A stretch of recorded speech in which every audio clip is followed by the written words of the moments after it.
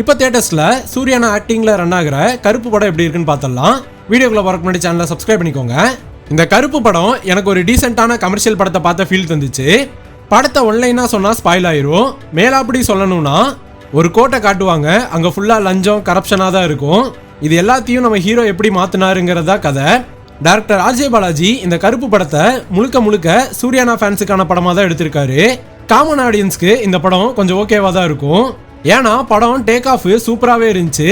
Second ஹாஃப்ஸ்ல சில scenes lakh ஆச்சு. ஆனால் அடுத்தடுத்து சில எங்கேஜிங் சீன்ஸையும் வச்சு பெருசாக போர் அடிக்காமல் கொண்டு போயிட்டாரு. கமர்ஷியல் படத்துக்குள்ள ஃபேண்டசியும் கொண்டு வந்து ஒரு புது அட்டம்ப்டா பண்ணியிருக்காரு.